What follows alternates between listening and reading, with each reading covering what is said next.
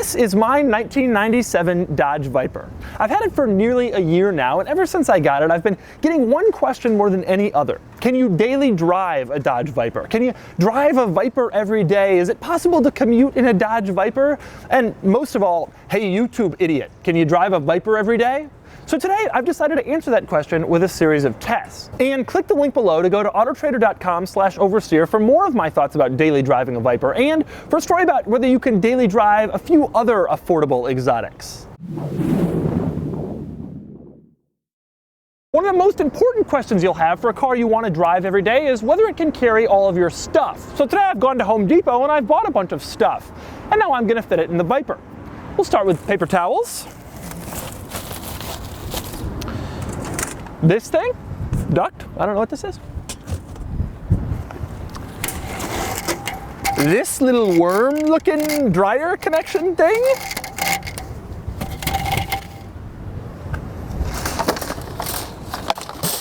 Milk crate.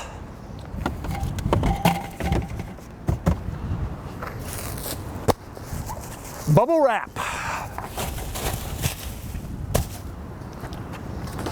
American flag. This is, after all, a Viper. Squeegee. Rubber duck nightlight. Water bottle. And tiki torch. Ta-da! The Viper is more practical than you might think. Yes, it's a low-slung, exotic two-seat sports car, but the back here is actually pretty big. Another thing that makes this Viper daily drivable is its reliability. Now, if you've been following along the entire time I've had this car, you'll know that I've had some issues with it. I've had to tow it a couple of times, but that's mainly been because this car had the original radiator and cooling hoses, which are known to be crap. Once I replaced them, this car has been fine. And there's a lot of support in the Viper community and in the forums and the clubs for all the common issues this car might have. Once you address them, these things are pretty robust. Most importantly, you don't need some specialized service center with specialized tools and some specialized mechanic who charges $547 specialized dollars per hour in order to work on this car. I service this thing at a place called Tommy's. I'm serious, that's the name. They also service my buddy's E36 M3 race car. And I was thinking, well, this would be a great place to service the Viper. But last time when I was in there, they were also doing a Ford dump truck. And that's what it is. That's all you need in order to service one of these. Finally, parts are cheap. Back when I had my Aston Martin last year, a new clutch was $4,000 in parts alone. This car, you can put in a new clutch, including labor, for under $2. Nothing is all that expensive. A lot of stuff is shared with regular Dodge cars, and the parts that aren't just are not incredibly expensive. When this car came out, you have to remember, it was built by plucky Midwesterners, and they just don't overcharge for stuff. It simply isn't in their nature. Now, for some people, that's all there is. Is it reliable? Can it carry my stuff? Well then, heck yeah, I can daily drive it. And if you're like that, stop watching right now, because the answer to this question is yes. For the rest of us, there are a few more tests that a daily driver must pass. One of them is interior comfort. Now you'll notice that I have no trouble getting into the Viper. It's not one of those exotic cars you have to do weird acrobatics to get inside. And once you're inside, I'm actually really impressed with how comfortable the seats are. They're like this weird combination of overstuffed leather chair and grippy sports seat. It's awesome. But there are a few other comfort issues that the Viper suffers from. Now, interestingly enough, headroom is not one of them. Because of the double bubble roof design, which was created so that you could get inside the car with a helmet, my head fits in here just fine. I have a couple of inches between my head and the roof. The problem comes with my knee. Now, I'm pretty tall, so not everybody will have this problem, but if you are a taller person, when you shut the door, your knee suddenly is right up against the dashboard and the door, which is not very comfortable. It also makes it hard to put on the turn signal, hard to make a left turn because your hand hits your knee, but most importantly, it's probably not the safest thing in the world having your knee literally half of an inch away from all this stuff that would come into it if you were to be in an accident. Next up is ride comfort, and I'm just going to tell you right now, the Viper is not a car that you want to drive over bumpy roads. Allow me to demonstrate.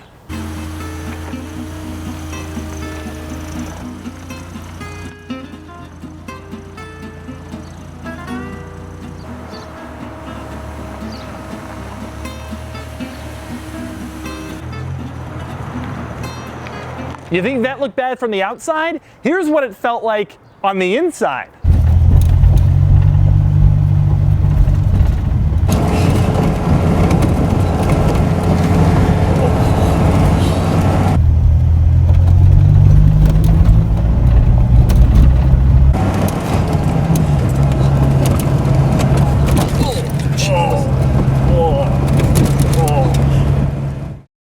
Now, one of the things that many people look for in a daily driver is good fuel economy, especially if it's a car that they have to commute in every single day. And the Viper is just about as far from good fuel economy as you could possibly get.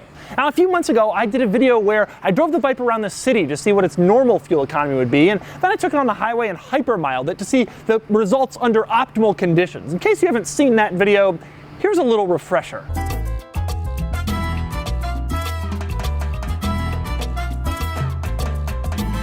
I think we'll get less than 11, don't you? Yeah, definitely. There's no way, especially in this kind of city driving. This is the worst city driving. Yeah, absolutely. Okay, all right, here we go. Let me do the calculation here. And the moment of truth, the final result is 5.6 miles per gallon city we got today driving around town.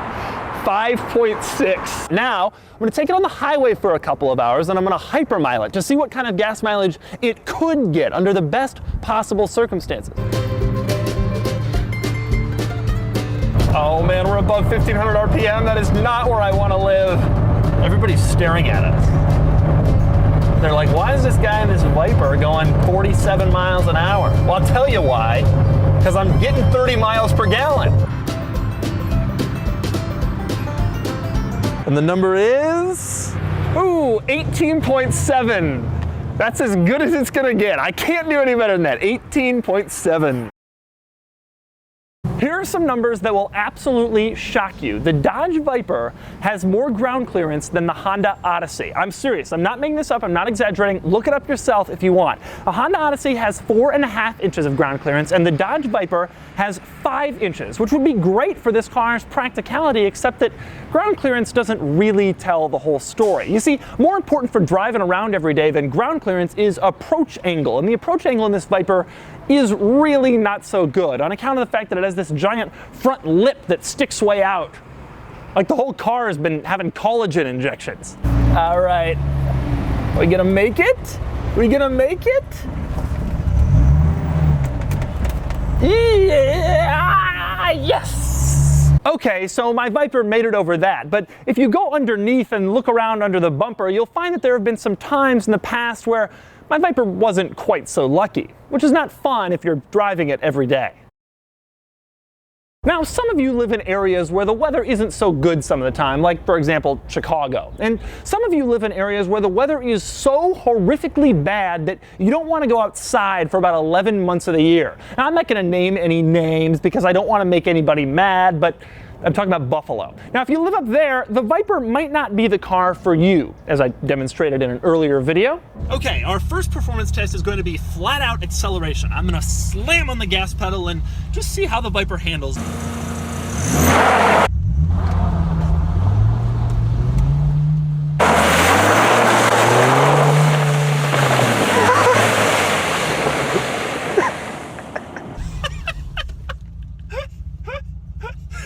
Well, that went well. Now I'm going to try turning and flooring the accelerator because I'm sure that'll go a lot better. All right, time to crank it.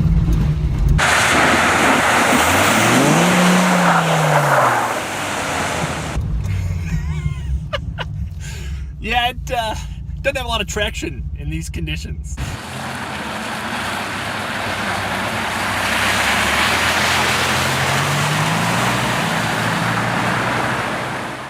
Another problem with the Viper is sitting in traffic, as I shall explain. The thing about traffic in this car is the clutch is pretty heavy. It's not obscenely heavy for a sports car, but it's not light by any means. It's not the kind of clutch you'd want to operate in heavy traffic all the time. The other thing is there's a ton of travel in the clutch. When you push it down, it just goes really, really far down into the floor. which can cause kind of an issue if you're short. You got to be sitting really close so that your legs can push it all the way down. But mostly the really annoying thing about traffic in a car like this is just the fact that it's a stick shift and you got to be on the clutch, then off the clutch, then on the clutch, then off the clutch. We're going, we're moving, we're going like 18, and now back on the clutch, and we come to a stop. The other annoying thing about the Viper in traffic is that it has this skip shift thing that I just can't imagine anybody intelligent would have devised. If you're starting out in first, as you always are, you can't shift into second unless you get over a certain RPM. Until you get over that RPM, it forces you to go into fourth, I think to save gas. And so you're constantly like, am I ready to shift into second, or is it gonna force me into fourth? It's kind of annoying. So now we go again, let the clutch out, push it forward, and we're back up to a stop. Now, one of the things you might be interested in if you're looking for a car that you can drive every day is safety equipment in the event that you get into an accident. Here's my friend Filippo, and he has a list of safety features, and he's going to read them off to me, and I'm going to let him know if the Viper has them or not. Go ahead. All right, anti-lock brakes. No. Side airbags? No. Traction control? No.